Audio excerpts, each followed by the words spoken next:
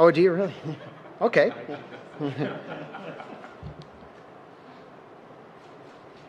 Okay, good afternoon, and thank you for joining us at today's exciting announcement. This event is being webcast not only on our YouTube channel, but to all the employees across the Bruce Power site. So thank you, everybody, for joining us. For those of you that don't know me, my name is James Scongack. I do have a day job here at Bruce Power, but I also serve as chair of the Canadian Nuclear Isotope Council, which is an organization from coast to coast to coast across Canada of over 100 Canadian companies, organizations, research institutions committed to working throughout Canada to ensure that we remain a global leader in the production of life-saving medical isotopes. So it's a real honor to be with you here today. I do want to start with a land acknowledgement. So those of us that are gathered here today at the Bruce Power Visitor Centre, just adjacent to the Bruce Power site, we're on the traditional territories of the Saugeen Ojibwe Nation, and I want to welcome both chiefs and members of council who you hear from shortly. But we want to make that acknowledgement, not only to have an acknowledgement, but I think former Chief Nadjiwon once told me that one of the most important items about reconciliation is actually taking reconciliation. And that's really what we're here today to talk about. And so thank you, chiefs and councillor, for joining us today. And I want to recognize the traditional territory of the Saugeen Ojibwe Nation. We also have a number of members joined here today from our Indigenous Employees Network. And so thank you to those of you who are part of that network, work with us closely for all of the work that you do on site. And I have no doubt that like me, you'll be very proud of today's announcement and the continued work that we're doing together. With me today, we have Canada's Minister of Natural Resources and Energy, Minister Hodgson. We had the opportunity to tour Minister Hodgson through Bruce B today. One of the things I mentioned to Minister Hodgson is I've been at Bruce Power for over 22 years, and this is the first time we have ever had a natural resources and energy minister here on our site. So thank you, Minister. And I'll more formally introduce him later. We have Eric Chassard, our President and CEO, who you hear from shortly. Incoming Chief Darlene Johnson from the Chippewas and Nawash. Welcome, Chief Johnson, and congratulations on your acclamation. We call that 100% of the votes, so that's not a bad place to be. I think Minister Hodgson may be a little jealous with 100% of the votes. We have Chief Ritchie. Thank you for joining us. Former Chief Nadjiwon, and our two partners from Isogen, represented here from Tom Uzzell and David Harris. So welcome to today's announcement, and I'd like to pass it over to our President and CEO, Eric Chassard, who's going to provide a bit of context in terms of what we do here on site and provide a further welcome. Eric. Yes, thank you, James. So thank you all for joining us today. It's really a pleasure, as always, to welcome everyone. So I'd really like to extend a very warm welcome to Honourable Minister Hodgson. When we discussed a couple of weeks ago, he said, yeah, I will come in August. As you know, ministers' agendas are always super busy, so I'm very impressed that he made it. And so I think it speaks volume about following up and making sure that we follow in action. So we are very, very grateful for the visit and being able, in fact, to showcase all the great things we are doing here on site with all our partners, union trades, all our supporters, the unions and the suppliers. So I also like to acknowledge Chief Conrad Ritchie, Chief Johnson, and former chief and now councillor Greg Nadjiwon, David Harris, CEO of Kinectrics, and Tom Uzzell, CEO of Framatome Canada. So they are our valued partner in our isotope production. So thanks a lot for your participation today. So Bruce Power is very, very proud to play a leading role in delivering clean, reliable, and affordable electricity for Ontario, but also producing cancer-fighting medical isotope for the world. We are supporting the world healthcare through all the work we are doing on site and expanding our isotope production. So through our life extension and our major component replacement project, we are investing $3 billion Canadian dollars every year. And out of these 3 billion, 95%, 95, is spent right here in Canada. And this is to ensure we can continue to support both the energy security, but also all the medical innovation for decades to come. So for more than 40 years, Bruce Power has been a very trusted supplier of medical isotopes. So our isotopes, they are used every day, in fact, to sterilize medical equipment. So each time you go to your doctor or your dentist, each time they open a blue package, well, there is an 80% probability it's been sterilized by isotopes produced by Bruce Power. Same thing to protect food supplies. And now to treat cancer, right? That's the new development of the isotope system we've been implementing. So our isotope production program is a true made in Canada success story, and we want to keep building on this.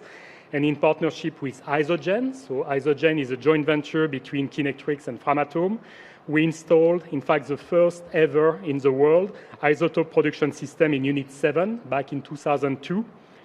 That was the first time this type of isotopes were produced in a large commercial scale nuclear reactor in the world. And this lutetium-177 is a targeted new therapy to heal with cancer. So since then, we have expanded our capacity, and we have doubled the capacity at Unit 7 with an additional system. And we're very proud not only of producing these isotopes, but the way we are doing it, because it's a true reconciliation type of project. And we are doing it in partnership with the Saugeen Nation through Gamzukamin Akodziwin, which means we are teaming up to fight the sickness. So this collaboration plays not only a vital role supplying these much-needed cancer treatment across the world, but also creating meaningful opportunities for the Saugeen Nation communities. So as you know, our operation is 24/7, and the unique capability of our CANDU reactors, Bruce Power, we are able to produce isotopes at a scale that was never achieved before. And that makes a critical impact on the healthcare and saving lives every day. So for the workers at Bruce Power, for our suppliers, for our union partners, you are saving lives every day.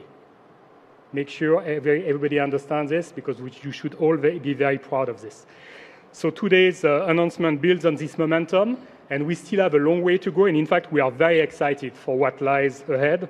We are very proud to contribute to Canada's leadership in medical isotope innovation. And we are extremely appreciative for the federal government's role in championing this very important program and all their support. So miigwech, merci, thank you. Great, thanks very much, Eric. And before I introduce the minister, one of the areas of feedback that we received anytime we have these is everybody is always very excited about the work that we do in producing isotopes, but we often get questions as to how we do it. Now, I promise you this is not going to be a physics lesson in nuclear science, but I just want to really level set what we're talking about here before I pass it over to the minister. So right behind us here, this is the calandria shield take of a CANDU reactor. So you can see it's a cutout. This is actually to size. And inside of a CANDU reactor, you'll see we have a number of those pressure tubes. And effectively, and I don't want to take certainly all credit for this, you're going to hear from our partners at Isogen very shortly, but effectively what we are doing in our CANDU reactors, as Eric noted in reactor number 7, we'll let the minister talk about what we plan to do in Unit 6, is we are inserting into that reactor vessel these targets. And effectively what this target contains is an element called ytterbium-176. And what does that mean? It means it goes in the reactor, it picks up neutrons, and it becomes what Eric is talking about, which is lutetium-177. We have so many things as Canadians to be proud of, but our isotope sector, I would say personally, really tops the list. We would not have the modern healthcare that we have here in Canada and around the world today without the work of Canadians and the work that we are doing here on the site. So what we do is we irradiate that target. It comes out as lutetium-177. We harvest it, and then it is distributed to a global supply chain to treat prostate cancer, neuroendocrine tumors, and there's over 200 clinical trials underway right now as to how this isotope can be used. You know, and sometimes we talk about the technical components of this, and I think Eric said it best. We have to remember what this means to people.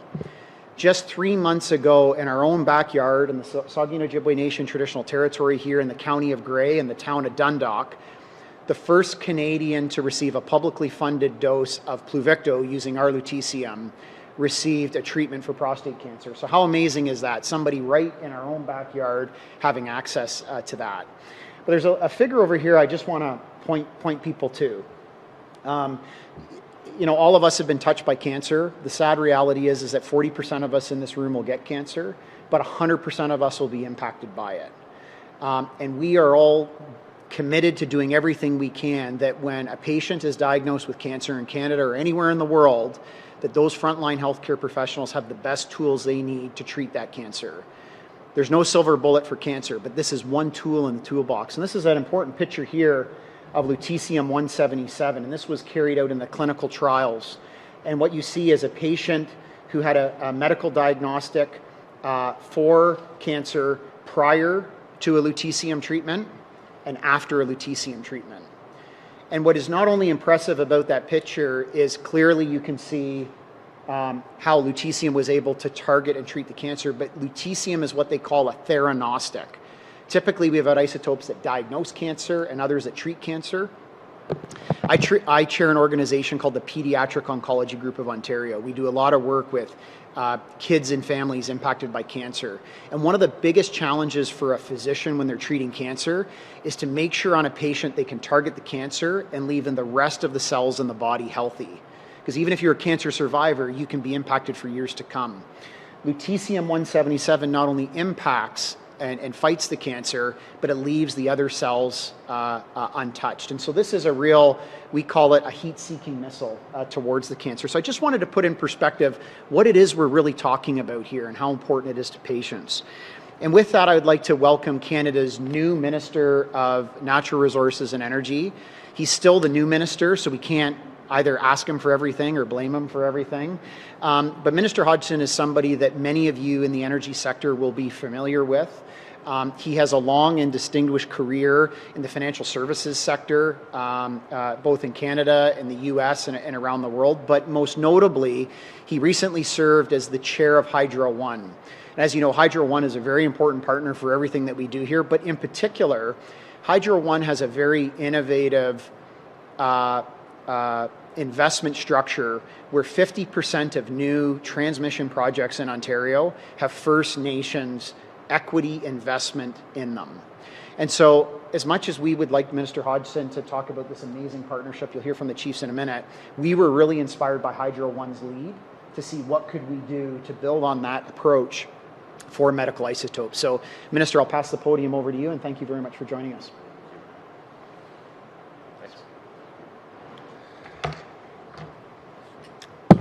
Hello. How many of you, I'm sure most of you have kids or when you're growing up watched the TV show Magic School Bus? How many of you watched Magic School Bus? I just had an amazing Magic School Bus episode going through the Bruce plant and getting schooled in what Bruce is doing around isotopes. And I don't know about you, but whenever I used to watch Magic School Bus, I walked away from an episode learning something and feeling good, feeling like there's good in the world. That's what I felt like today going through the plant. So it's a real pleasure to be here. Bruce is a cornerstone of Canada's clean energy advantage and a beacon of innovation in nuclear medicine, which I don't think gets nearly enough credit based on what I saw today. I want to thank Eric Chassard, the President and CEO, for inviting me here. It's true, I saw him a few weeks ago, and he said, well, we'd love you to come to Bruce. And I said, well, I don't need to be asked twice. I've been hearing about Bruce for the last 20 years, and what a unique asset it is for Canada, and it's just a thrill for me to be able to be here. The 4,000 employees here power Ontario's homes and industries with clean, reliable power, but also, as we've heard, produce life-saving medical isotopes used here in Canada and around the world. I'm also pleased to greet David and Tom and David, partners in this effort, and I'm looking forward to speaking with Chief Johnson, Chief Ritchie, and former Chief Nadjiwon a little later this afternoon. Your presence, Chiefs, is a powerful reminder of what we can achieve when we build partnerships rooted in respect and shared vision, like the partnership that Bruce Power and the Saugeen Ojibwe Nation struck in 2021. This collaboration is more than a business deal. It's a reconciliation in action, an equity partnership where economic development builds on Indigenous rights and aspirations, and where a better, healthier future is built together. These are the values that guided me in my role as chair of Hydro One, where I did have the opportunity to work on numerous Indigenous equity investments with some very significant positive partnerships with First Nations. These are the same values that the new federal government promotes and which I will implement in my role as Minister of Energy and Natural Resources. Partnerships like these are critical because they help Canada supply what the world wants and what patients need. With the global isotope market projected to grow from just over 13 billion Canadian dollars a year to over 45 billion Canadian dollars a year in the coming decade, Canada has a unique opportunity to lead and prosper, not just as a supplier, but as a superpower in energy and health innovation.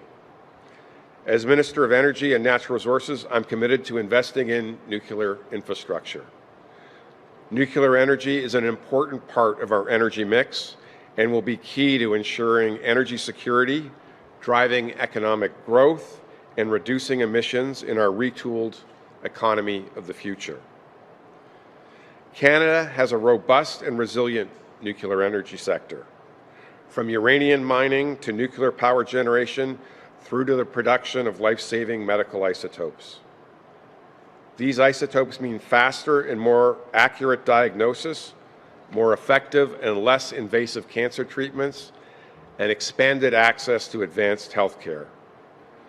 For the Canadian healthcare system, they help sterilize medical equipment, improve medical imaging, promote research and development of new medical treatments, technologies, and reduce our reliance on imports of volatile global markets for these life-saving isotopes. The benefits of medical isotopes have been long known, which is why for more than 50 years, Canada has been a leader in the research, development, and production of isotopes and a key player in the global supply chain. Today, our country takes another step so we can retain leadership for another 50 years. I'm proud to announce a federal investment of $13 million on behalf of my colleague, the Honourable Melanie Joly, which is supporting the installation of a new second isotope production system at Bruce Power's CANDU Unit 6. This is not just an investment in new technology, it's an investment in life. Imagine a patient with cancer given a second chance at life thanks to the isotopes produced here. That is the power of what we're doing together. It is a project like this that gives me hope and makes me proud to be a Canadian. We're pursuing a future with healthier Canadians, a more prosperous economy, and a cleaner environment, proving we can have it all if we are strategic, thoughtful, collaborative, and work together as Canadians. Thank you very much. Merci beaucoup. Miigwech.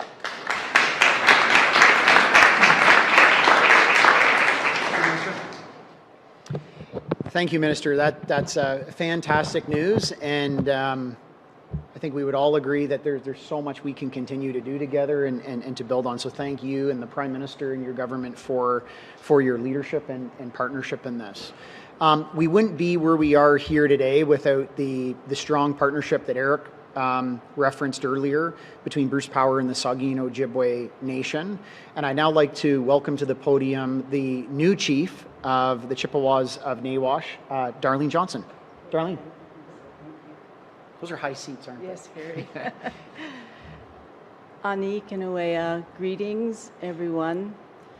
I am, as Eric said, the Shke Ogamakwe, that is the new chief woman of the Chippewas of Nawash. It's my first time holding public office, and our councillor Nadjiwon, who is the former chief, actually served for 8 years and has been critical in the process of reconciliation between the Saugeen Ojibwe Nation, which includes the Saugeen First Nation, with respect to the isotope project in particular. A few weeks ago, I had the pleasure of visiting the Sunnybrook Cancer Treatment Center. Minister Stephen Lecce was there, who's the Minister of Energy and Mines. We met with the Chief Executive Officer of Sunnybrook and the Chief Physician, who is in charge of the isotopes program. We also heard and saw via a video one of the first cancer patients who has suffered from brain cancer.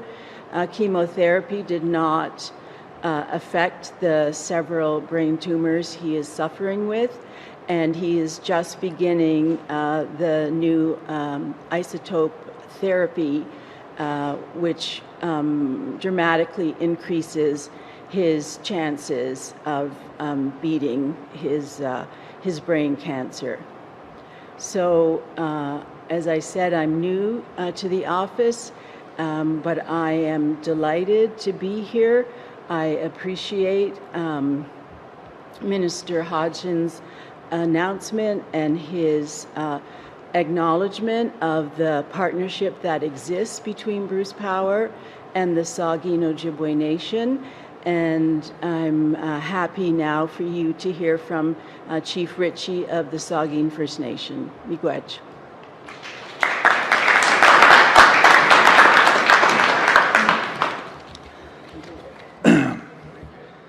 I just say Ani Bojo, Chief Ritchie from Saugeen First Nation, from the Saugeen Ojibwe Nation Treaty Territory.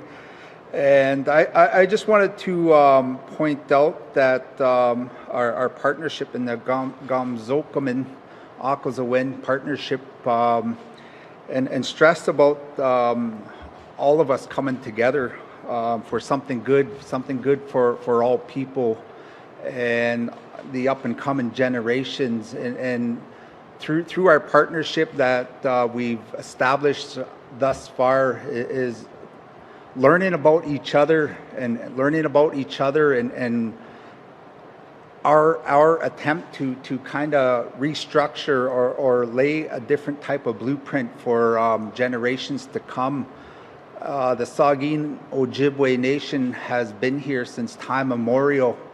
And now it's a different time, a different era now to really establish something different and new, and blend in our knowledge base from our communities as well as with the Western world to create a different pathway perhaps and a different setting a different narrative for our young people to follow and for industry and everybody to look to as a reference. And we're finding our way through it, and that through our partnership, we hope that everybody benefits from that, from all Canadians, and just like James had mentioned earlier, there to the rest of the world, and it's something good and something that's respectful, and we hope to carry on this work and nurturing that spirit that we're feeding right now, that spirit of partnership and coming together. So That's all that I have to say for now, and I thank you everybody for your time thus far, and I believe that our councillor, Councillor Nadjiwon, does he have a few words to share as well? So, miigwech.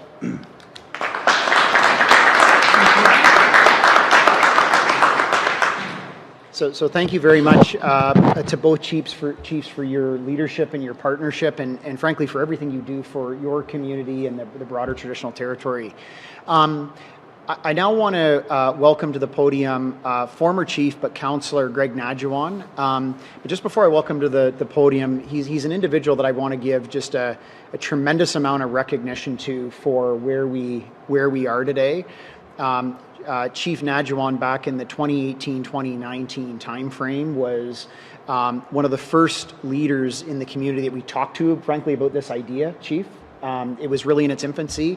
The system that's running now was just on the drawing board, and we'll hear more about that later. But Councillor Nadjiwon has been there with us right from the start. And you may have noticed Chief Johnson mentioned the recent event at Sunnybrook with Minister Ritchie. And at that announcement, Minister Ritchie launched a new ministers panel on isotope excellence for Ontario with the goal of doubling Ontario's production of medical isotopes by 2030. I was worried Minister Ritchie would say to triple, but he just kept it to double. So, the bar's high for us, Chief, on that panel. But former Chief Nadjiwon is going to play an instrumental role on that panel, not only related to bringing his experience from what we've done here, but see how we can expand that across Ontario. So I'd like to welcome Councillor Nadjiwon.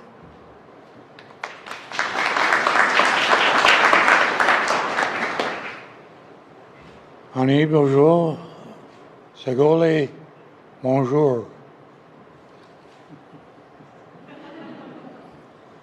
So it is a pleasure being here, and it's been really, really great being involved in this initiative.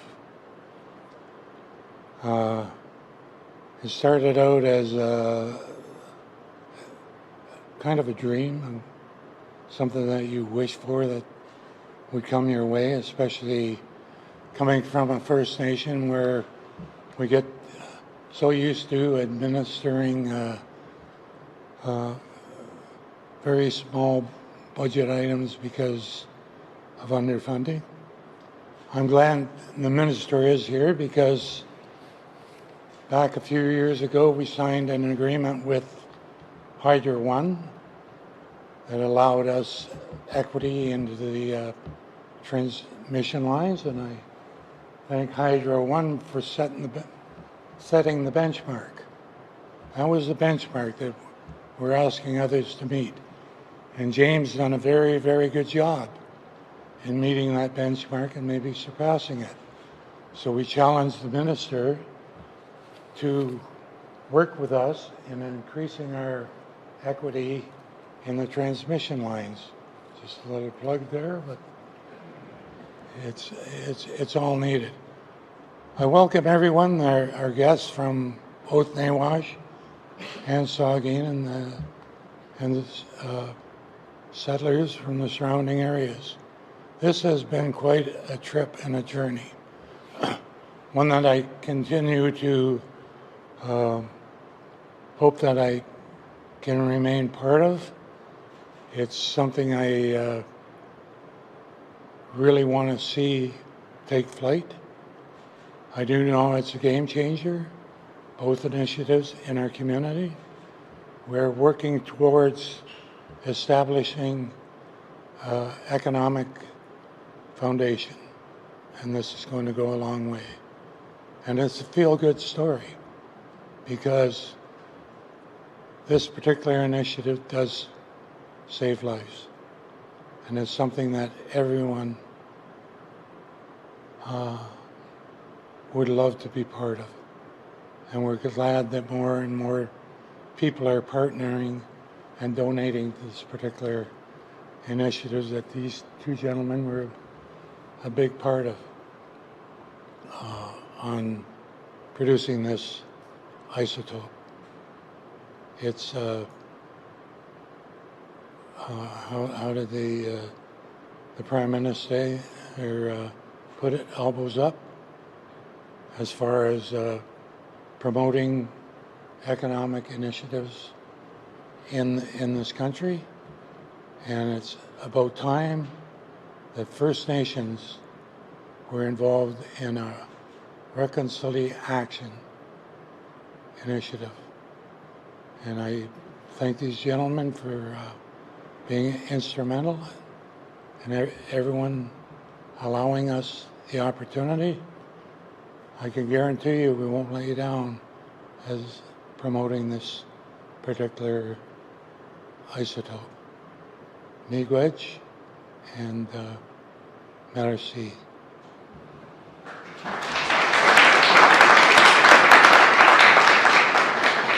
So now I want to turn to our final two speakers, and one of the most important things in any kind of partnership is recognizing and when you're building a partnership is what is the talent that you need. I always like to say, you know, our goal in Canada when it comes to projects like this is how do we put the best hockey line on the ice? And that's really about picking the right hockey players for the right position. And one of the things that in our early development of this partnership we recognized is that Bruce Power, well, we had a lot of expertise when it came to operating reactors. We didn't have a lot of expertise when it came to developing new systems to carry out this isotope delivery system.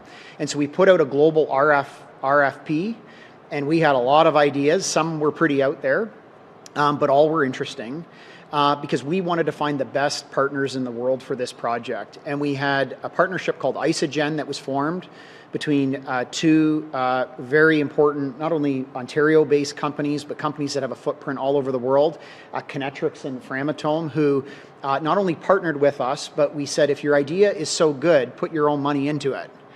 And you know what? They didn't laugh when I said that. They said, we're confident in this, we're going to put our own capital into it. And, you know, this is often we talk about economic development. You know, we have good policy, we have good ideas, we have regulatory certainty, partnerships. This is how we get good investment in Canada. So I think what the Minister will be happy to hear is, in addition to the contributions on the part of the Government of Canada, this attracted a lot of private capital, frankly, venture capital type investment. So I'd like to start by introducing Tom Uzzell, who's the President of Framatome Canada, to kick us off, and then David Harris, who's the President and CEO of Kinectrics. Tom. Good afternoon, everyone. I'm truly honored to be here today for this exciting announcement. I've had the privilege of being involved with this initiative since its inception over 10 years ago. It's been a journey fueled by vision, perseverance, and a collaboration of countless dedicated individuals, a number of whom you've seen here today. At Framatome, we're thrilled to move forward with the next phase of this groundbreaking program. Together with our Isogen partner Kinectrics and the outstanding team at Bruce Power, we're preparing to design and install a new and improved IPS in Unit 6, for which our teams are applying the valuable lessons learned from Unit 7's installation and operation. The support of our local communities, as well as both the provincial and federal governments, has been absolutely critical to the success of this important program. We're especially grateful to Chiefs Johnson, Ritchie, Councillor Nadjiwon, and Minister Hodgson, and all of our local officials for their continued support and engagement. We truly couldn't do this without you. By the time we complete this new system, the collective team will have invested over $100 million in this critically important initiative, one that has the potential to support tens of thousands of people worldwide in their battle against cancer. Thank you.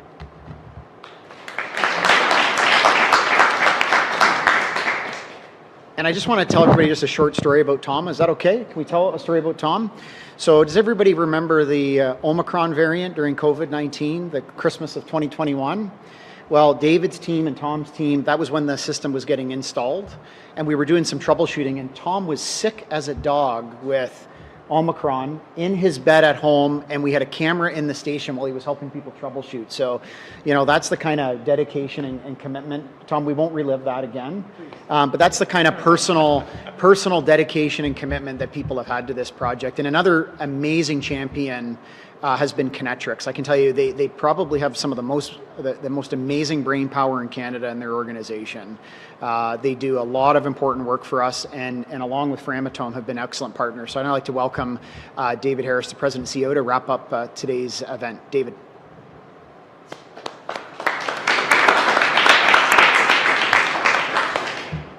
Good afternoon, everyone. I am very pleased to be here, very proud to be here to talk about increasing the scale up of our isotope production system. The installation of a new system onto Unit 6 will double the capacity. We've already doubled the capacity once, and we're now going to do it again, and that, I am sure, will not be the end. As you have heard, there is huge demand for lutetium-177, but there's also demand for more and different isotopes, and I think that's in the future. So we are pleased to have been investing right at the outset, and we're pleased to continue to invest in scaling up this project. It has truly been a visionary and a great project. And I want to start off firstly by thanking Bruce Power, because without your courage and without your vision to allow the reactor to be used and to allow us to access the neutrons, nobody else had done that in the world. We would not all be here today. So thank you for that.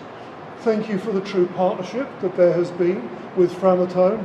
At times we've had, I like the more than 1 million man hours. My statistic is that we had more than 500 people at one time working on this between Kinectrics, between Framatome and between Bruce Power.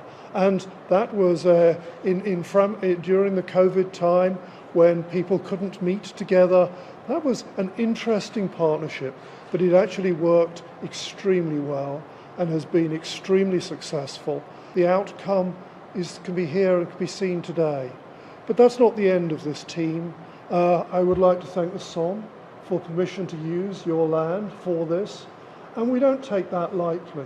One of our guiding principles is around waste and waste management and impact on the environment, and we make sure that we do not have any impact on the environment and any long-term waste issues.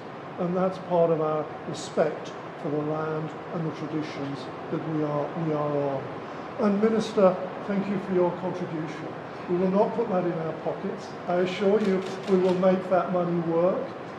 We are not short of ideas and things to think about in terms of scaling up the capacity, increasing the capacity, improving the irradiation, but also maybe some new isotopes.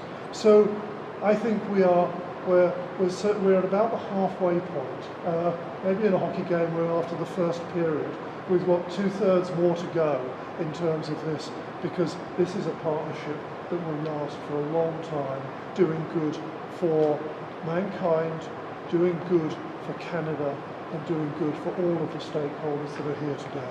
So thank you very much, everyone.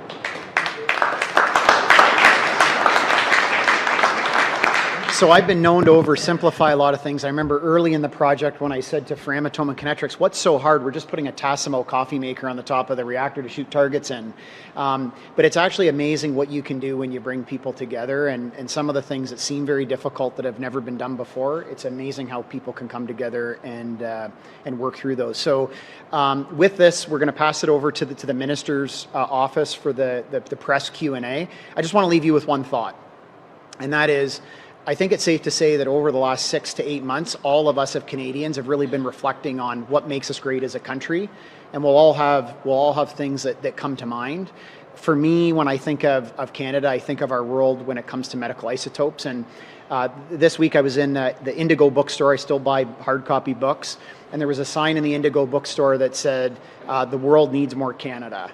I didn't steal the sign. I'm going to have one made up. But I think when it comes to isotopes and it comes to this kind of energy, the world needs more Canada. I think that was actually trademarked, so I may have to put $1 in a bin for using it. But thank you very much for joining us. Thank you to all the leaders.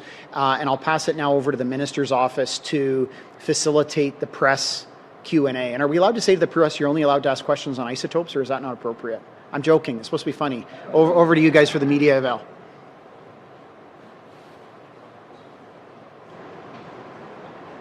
Is this working? Yes? Hi, everyone. We will now open the floor for questions from media. We ask that all reporters line up by the mic here if they're in person. For all reporters, we would also ask, in the interest of time, each reporter ask one question and one follow-up. Before stating your question, please state your name, your outlet, and who your question is directed to at the start of your questions. Thanks. Yeah? One? Totally, yeah. That's fine, yeah. So I believe there's no media in here to ask a question right now. Can we open it up to reporters on the line? Oh, sorry, we do.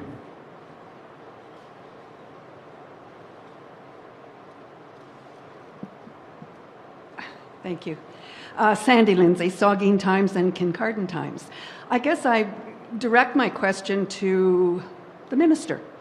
I understand that isotopes are manufactured or sent to Germany primarily for manufacturing.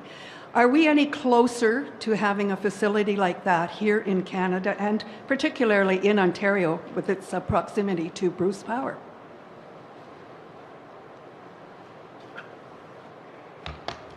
You must have been on the Magic School Bus tour, because I asked that question to James, and he was telling me about the plans for that. So I'm gonna do a tag you're at, and let you answer that because you've got a better answer than I do. So Sandy, I think it's a fantastic question, and as you know, it's something we're all very passionate about. So not that we're looking to do two announcements today, but what the heck, because we shared it with the minister, and we've been working closely with our partners at the Saugeen Ojibwe Nation and Framatome and Kinectrics. So we have identified a facility on site called our Central Maintenance and Laundry Facility. We are going to be filing a license application to conduct what we call decanning. So we'll take, not to give you a tech lesson here, but you take the target. Another episode of Magic School Bus. What we'll be doing is we'll be taking these targets and we'll basically be cutting them open and preparing them for pharmaceutical processing. And we're committed to doing that here at the Bruce Power site. That is expected to start in the second quarter of 2026. And by the end of the year, we'll be, as I mentioned, filing that license application. But it's more than sort of a dream. We're going to put the first steps in place, and we look forward to moving further up that value chain. But this is an important first step, and I do want to give a lot of credit to Isogen and the SON and our own teams here for working together to bring that capability in-house. Thank you.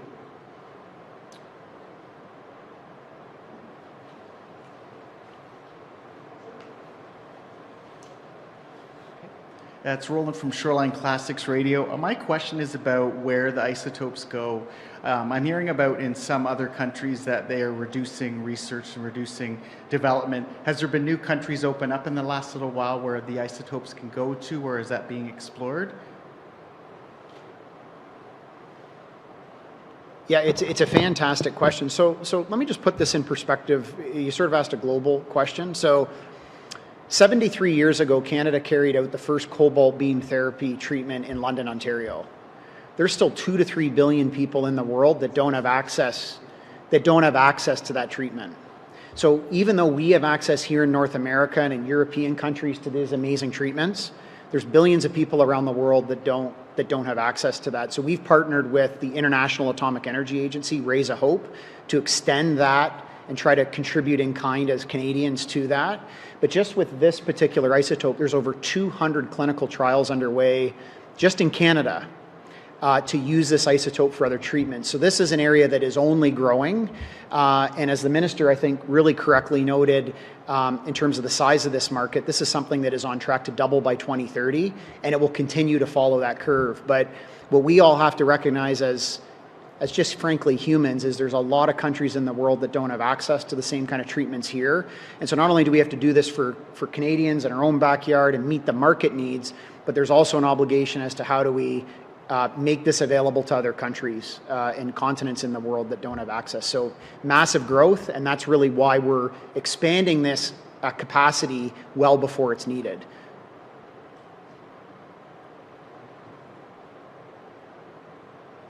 That concludes the media questions. Thank you all for attending.